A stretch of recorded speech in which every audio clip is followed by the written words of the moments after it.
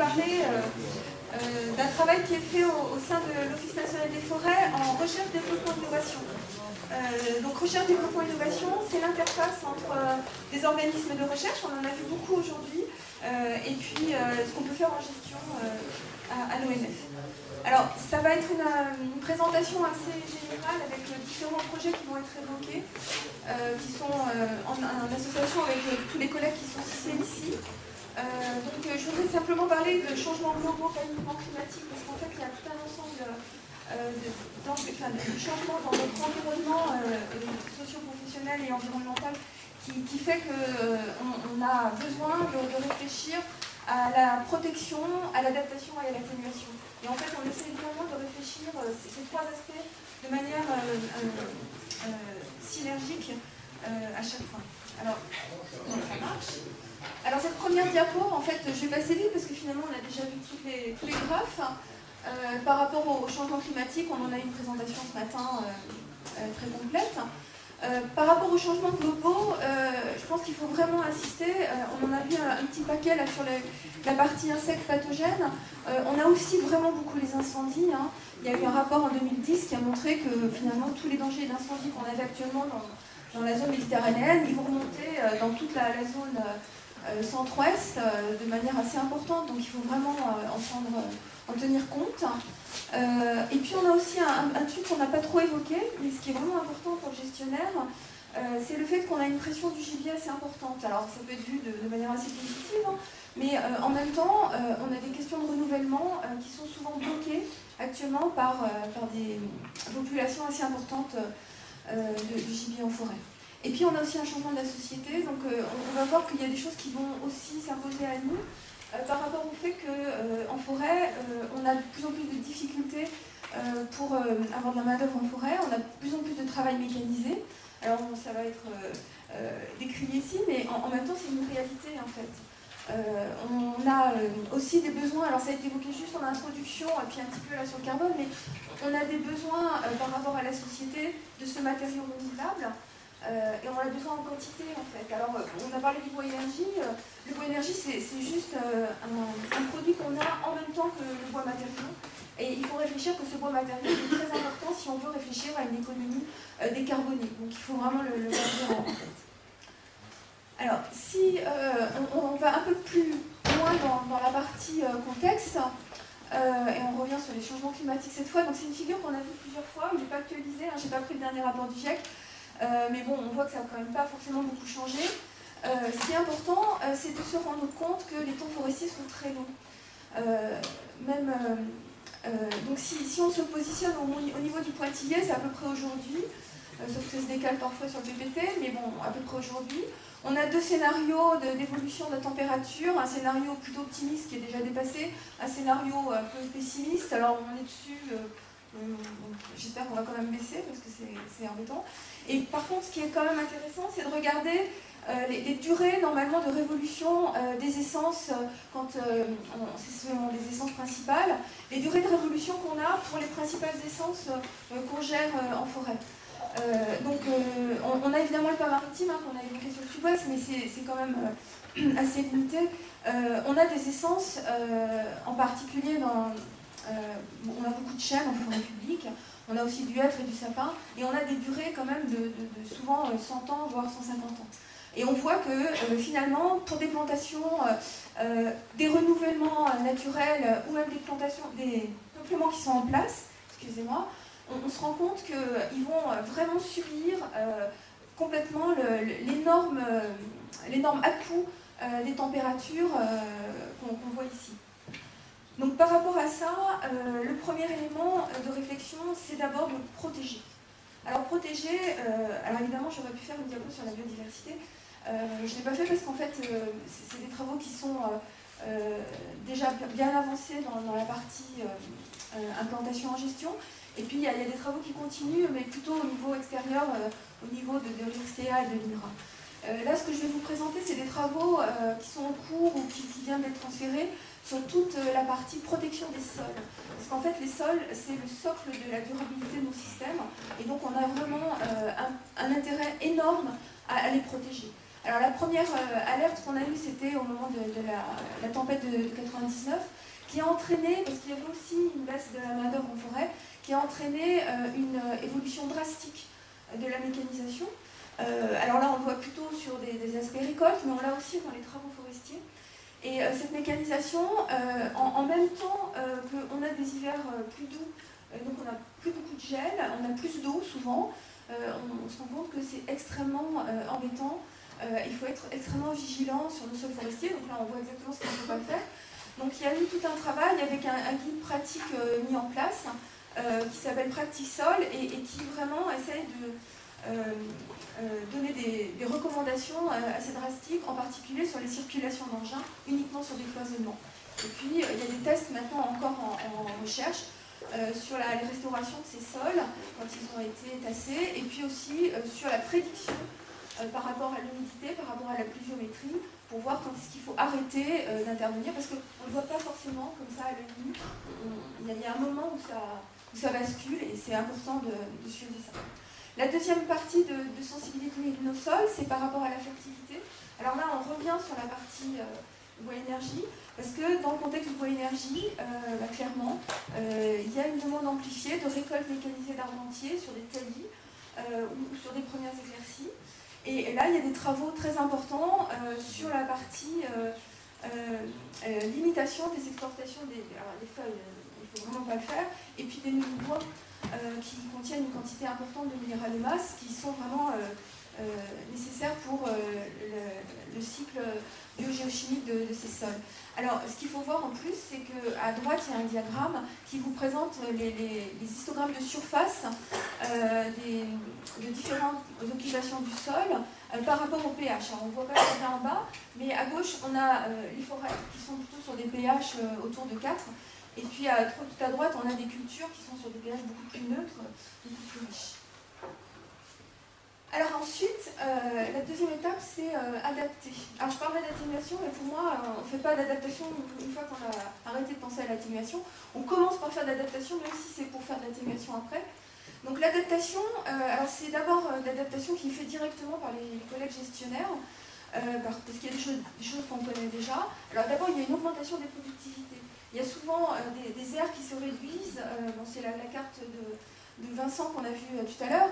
Il y a des aires pour pas mal d'essences qui se réduisent, mais en même temps, il y a souvent aussi une augmentation de la productivité sur ces aires. Donc il faut le prendre en compte dans la gestion. Et puis au niveau résilience, on réfléchit évidemment beaucoup à mélanger les essences et à créer aussi du mélange au sein des peuplements. Et puis aussi à diversifier les itinéraires. Ça va être un mot-clé assez important de diversifier. C'est-à-dire qu'en fait, on fait très attention à différents aléas, et suivant ces aléas, en fait, on a des conseils différents.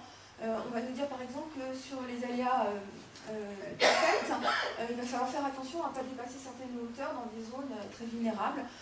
Pour le stress hydrique, il va falloir faire attention à limiter par exemple la biomasse foliaire pour limiter la transpiration et le stress hydrique.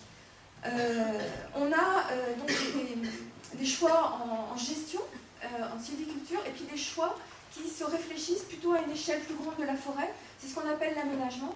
Et donc à ce niveau-là, en fait, on doit combiner les différents enjeux, on fait des cartes d'enjeux, où on prend en compte les risques, la production, l'environnement, et puis tous les aspects accueil et paysage.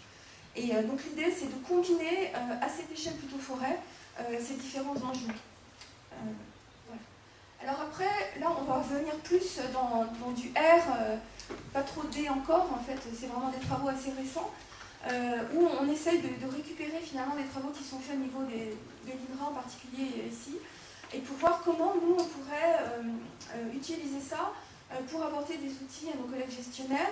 Et ici, c'est pour identifier des zones vulnérables et par rapport au devenir de certaines essences.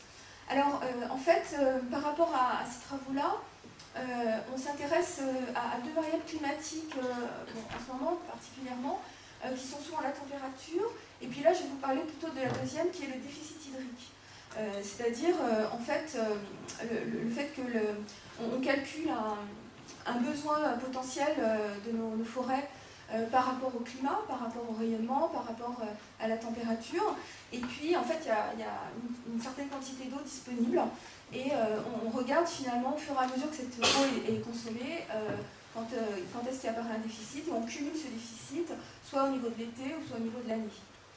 Alors pour faire ces calculs-là, en fait on peut le faire au niveau climatique général en faisant une approche de sol un peu moyen, mais on peut aussi s'intéresser, et c'est ce qui intéresse les collègues gestionnaires, à des informations un petit peu différenciées. On voit en haut à gauche une carte de station, on a une forêt, on a en haut à gauche une carte de station, c'est une échelle de forêt, et on utilise des informations de sol qui sont issues des descriptions de stations qui existent depuis déjà longtemps maintenant en forêt. Avec ces informations-là, on décrit des réserves utiles et on calcule des déficits hydriques en combinant avec des données climatiques. Et on voit en bas à gauche des déficits hydriques calculés en climat passé et on les projette en climat futur, ici à l'horizon 2100, avec un scénario plutôt pessimiste. Alors après, ce qu'on essaye de faire, c'est d'essayer de coupler ça avec les approches essence. Alors ce que on a vu tout à l'heure la carte de Vincent qui était plutôt sur des approches de niche. Là, on est beaucoup plus modeste, on essaye juste de regarder variable par variable, sans pour l'instant regarder des approches multivariables, mais variable par variable, on essaye de regarder la compatibilité climatique des essences, et on regarde ça à l'aide des données de l'inventaire forestier national. Donc l'inventaire forestier national, il fait une mesure tous les ans environ 7000 points forestiers. Et puis là, donc, on a une dizaine d'années de 70 000 points qui couvrent toute la France. Et sur ces points-là, on a des informations de sol qui nous permettent de calculer des réserves utiles et puis des informations de présence des essences. Alors par rapport à ça, on regarde, donc, toujours pour le déficit hydrique, parce que c'est la variable que j'ai mise en avant dans cette présentation, on regarde l'histogramme. Alors l'histogramme, il est mis sur le côté, il est horizontal, c'est pas forcément habituel.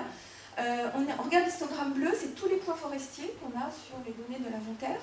Et puis on regarde un histogramme ici pour le chêne pubescent, l'histogramme vert pour une essence. On regarde où est-ce qu'on retrouve le chêne pubescent dans les points qu'on a dans la carte France entière.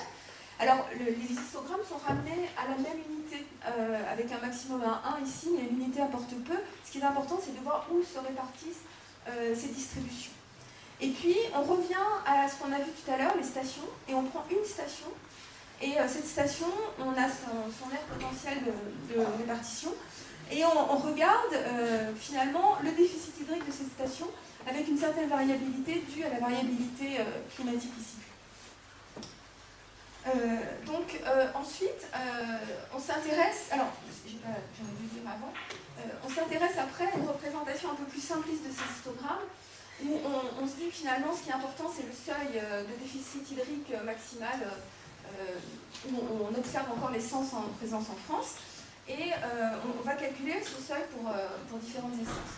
Alors ces calculs de seuil, c'est ce qu'on voit dans le graphe à gauche, où il y a une vingtaine d'essences. Alors je ne vais pas détailler les essences, c'est simplement pour vous dire qu'on regarde aussi sur des données à d'autres échelles. On a en bleu les données françaises, que je viens de vous montrer juste avant, c'est les données de l'inventaire forestier. Et puis on regarde en fait, c'est des données avec des inventaires espagnols. Et puis en rouge, c'est carrément des données à l'échelle européenne. Et on calcule des seuils. Et sur des essences quand même... alors on a le cèdre à gauche où il y a peut-être des différences parce qu'on n'explore pas complètement la possibilité de déficit hydrique du cèdre en France. Mais sinon, on a quand même souvent une bonne cohérence entre les différentes estimations. Et puis, à droite, c'est le bilan final qu'on en tire, c'est-à-dire qu'on essaye de voir l'évolution temporelle de ces prédictions. Donc en fait, on représente, c'est les petites barres de couleur en hauteur, on représente l'amplitude des histogrammes pour notre station. Et on regarde ce que ça donne en évolution dans le temps avec différents scénarios climatiques. Et on positionne les seuils des essences par rapport à ces niveaux d'évolution climatique. Et on voit bien que par rapport à gauche, à deux périodes temporelles contemporaines, on voit bien que l'évolution, on a 3 scénarios climatiques et 2 horizons temporels, là, on voit bien que l'évolution va vers des contraintes de stress hydrique plus importantes. Alors par rapport à ça, je vais passer plus rapidement maintenant sur ce qu'on peut faire après en action une fois qu'on a identifié des zones de vulnérabilité et des essences vulnérables. Donc après, en fait, ce qu'on va essayer de faire, c'est d'aider à la migration, parce qu'en fait, on se rend compte que la migration naturelle, elle est de 100 mètres par an à peu près, observée par exemple sur du chêne vert actuellement dans le sud-ouest. Et en fait, on se rend compte que pour préparer par rapport au changement climatique attendu, il faudrait des migrations de 100 fois plus rapides. Donc l'idée là, c'est un travail du projet Giono, c'est un projet que je vous invite à regarder sur le site ONF, où il y a une petite vidéo qui le présente. C'est l'idée de faire de la migration assistée de provenance du sud. Donc en bas à droite sur la carte de France, on voit des petits spots qui sont ce qu'on appelle des unités conservatoires pour différentes essences importantes. On travaille surtout sur le chêne, le hêtre et le sapin. Et en fait, c'est des peuplements qui tout doucement ont évolué un peu en altitude et puis dans des niches où ils ont trouvé quand même une possibilité de survie. Mais on sent que c'est des peuplements qui sont quand même menacés. Mais par contre, ils portent un potentiel d'adaptation génétique important à des climats secs et chauds. Et donc, on va chercher ces graines-là, on les met en pépinière. Donc là, c'est des pépinières d'État, là, on voit en bas à droite. Et en fait, on va les replanter, on voit dans les deux spots du haut, on va les replanter dans l'air naturel de ces essences. Et il faut savoir qu'en Franche-Comté, il y a un site comme ça sur le sapin à Levier. Alors après, il y a d'autres travaux sur aussi réfléchir à d'autres essences. Alors éventuellement d'autres variétés d'un même genre, ou alors carrément des essences différentes.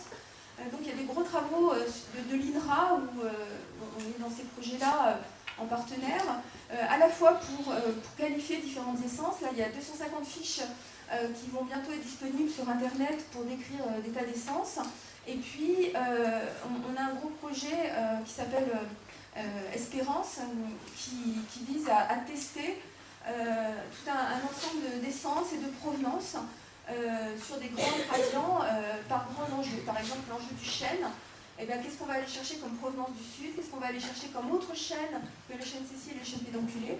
Voir qu'est-ce qu'on va chercher comme autre essence. Et on projette d'installer des expérimentations. Et puis les petits points bleus, les petits spots, c'est ce qu'on voudrait installer en forêt publique, qui s'appellerait des îlots d'avenir, avec l'idée d'introduire sur des petites surfaces des provenances ou des essences en accompagnement de ces essais recherche.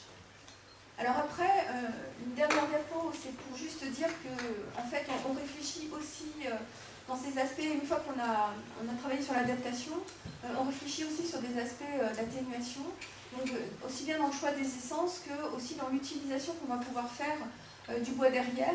Bon, il faut savoir que la forêt actuellement, elle contribue en séquestration, donc en absorption de gaz à effet de serre et en séquestration de ce carbone dans la biomasse forestière, de l'ordre de 15% à peu près aux émissions à la diminution des émissions de gaz à effet de serre. On a à peu près 15% de toutes les émissions de gaz à effet de serre de la France qui sont stockées chaque année par la forêt.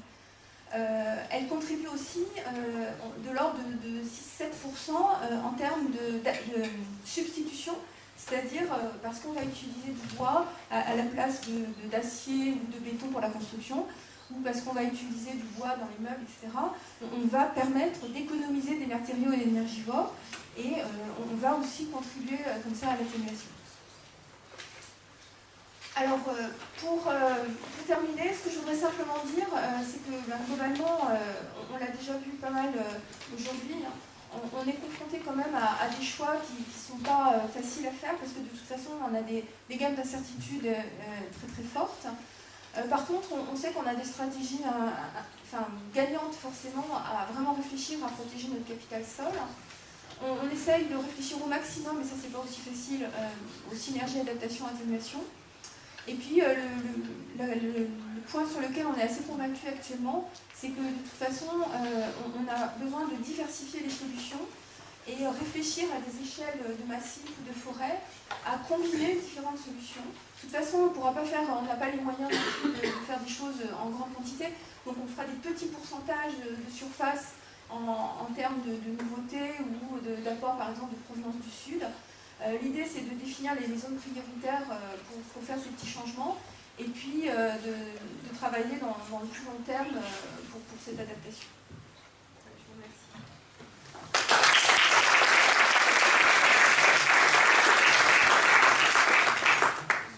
quelques questions.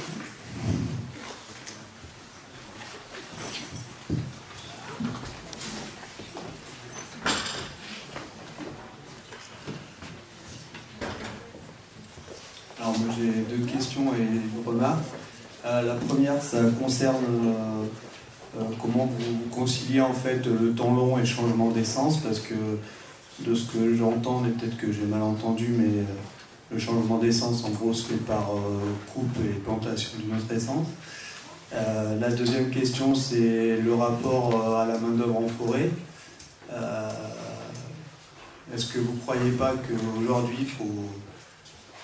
Enfin, le travail en forêt, la qualité du travail en forêt joue beaucoup sur le fait qu'on ne trouve pas de main-d'œuvre, parce qu'on voit un gros engouement sur la forêt, par exemple avec les derniers films qui sont sortis là, qui font un tabac et en fait personne ne veut travailler. Et du coup la remarque, là c'est plus par rapport à votre présentation, c'est que moi j'ai que vu des Douglas et du coup j'ai du mal à entendre sur les photos je parle. Et du coup, j'ai du mal à entendre la diversité. Alors, sur couper pour replanter, alors là, quand on parle par exemple d'introduction dans les îlots d'avenir, on parle de surface d'1 hectare à peu près. Et quelque part, l'idée, c'est pas forcément d'aller couper un peuplement jeune pour l'introduire, c'est de faire au moment d'un renouvellement de peuplement. Je pense que c'est important effectivement, de réfléchir au moment où on réfléchit aux évolutions effectivement sur ces zones du cycle normal de révolution. Quand on est à la fin d'un peuplement, on réfléchit à éventuellement mettre de la diversité dans le renouvellement permanent. Par rapport à votre deuxième question sur le travail en forêt, alors je ne vais pas polémiquer sur le film qu'on voit. Clairement, en fait, c'est quand même vraiment difficile de trouver de la main en forêt, c'est des travaux vraiment difficiles. Il y a des travaux de recherche actuellement importants qui sont soutenus par l'ONF sur l'ergonomie de travaux d'ouvriers forestiers pour avoir des exosquelettes, des choses comme ça, pour avoir un travail peut-être pas dans des machines, c'est quand même des choses qui sont actuellement pas disponibles. Il y a une difficulté majeure parce que c'est vrai qu'au niveau, par exemple, de la tempête, il y a eu l'arrivée de machines très importantes qui venaient du nord, avec des forêts très différentes des forêts que l'on a ici, avec des sols très différents aussi. Donc il y a un travail de fond très important d'interaction avec les constructeurs de machines pour avoir des machines plus petites, pour avoir des machines avec des portances plus importantes. C'est aussi pour les ouvriers forestiers des conditions de travail qui sont quand même plus favorables. Que la tronçonneuse, il y a des grosses zones où ça fait, mais quand c'est des plus petits arbres qui sont en éclaircie avant, c'est des travaux quand même vraiment pénibles. On peut peut-être éviter de subventionner les abatteuses. Je vais quand même juste préciser que je suis bûcheron, je suis en parfaite santé, je travaille exclusivement en futé-jardin. Oui, alors c'est un autre système, le futé-jardin.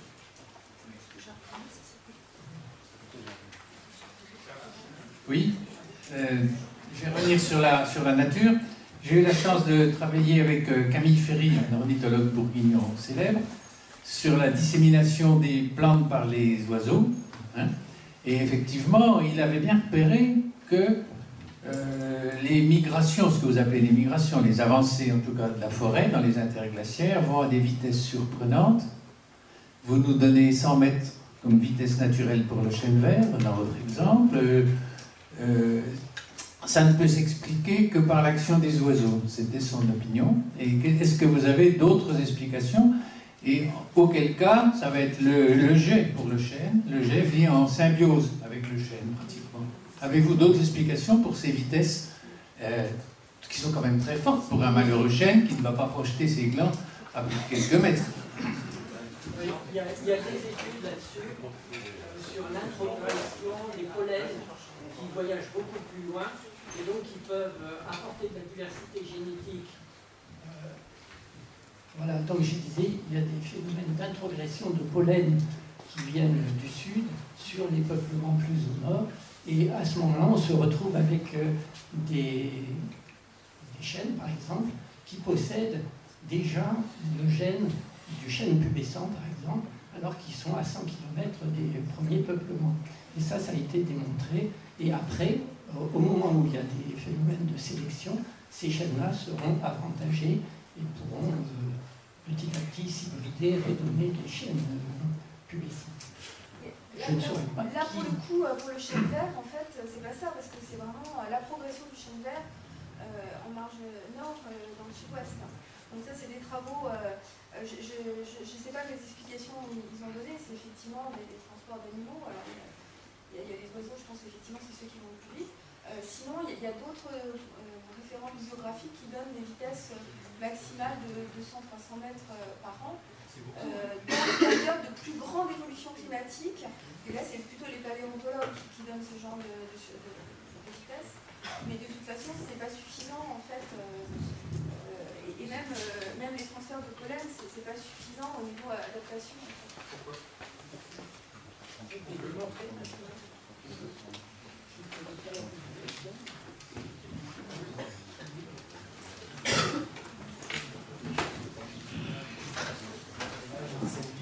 Alors moi j'ai une question du coup un peu sur le même sujet. Est-ce que vous envisagez d'étudier justement l'intégration du chêne pubescent avec le chêne sessile, son hybridation, sachant qu'on a quand même déjà du chêne pubescent dans la région et que ça intéresserait mes collègues de travailler dessus.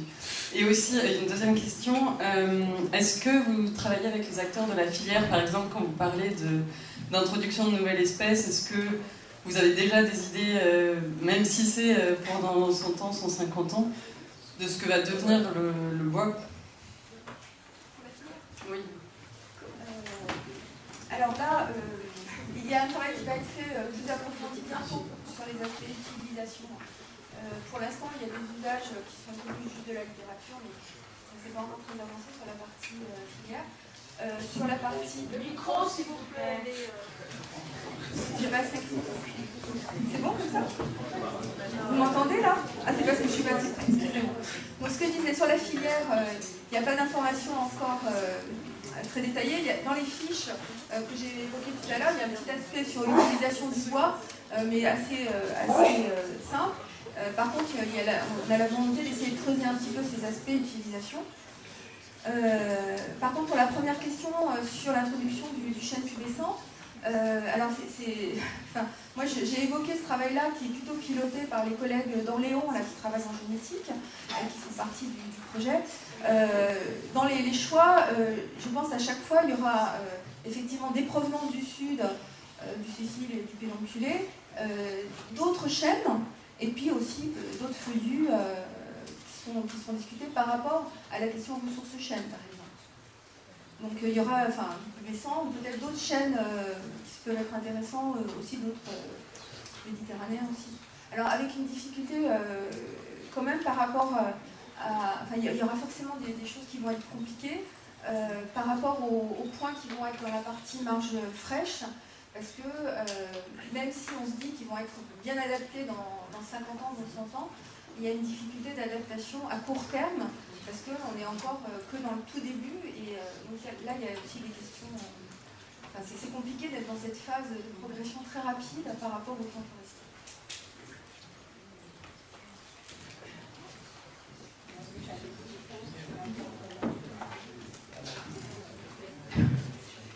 Bonjour, la semaine dernière, j'ai participé à la marche pour la forêt, qui est organisée par mes collègues.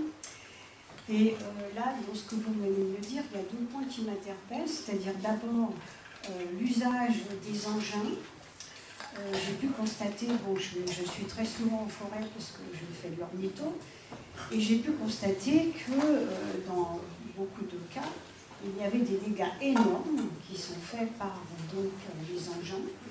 Je l'ai encore constaté la semaine dernière, avec des cratères qui font plus d'1,50 m, voire 2 mètres de profondeur, et qui doivent être là depuis déjà un certain nombre d'années. Donc comment remédier à ça pour éviter tous ces dégâts qui sont pas occasionnels?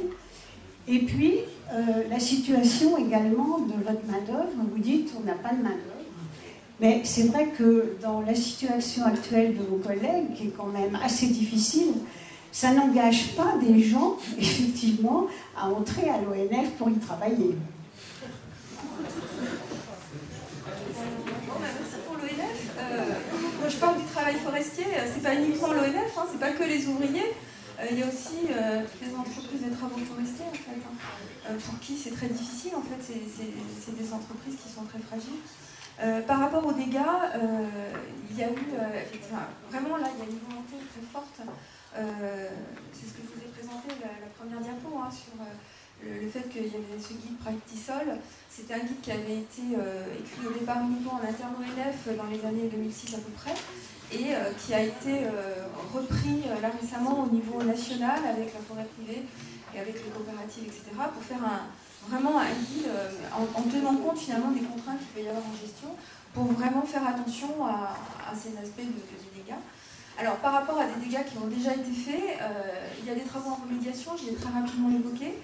Il y a des choses qui se font, alors c'est presque plus le tassement qui est difficile à remédier, parce qu'un cratère on va pouvoir reboucher, mais c'est pas forcément le principal problème.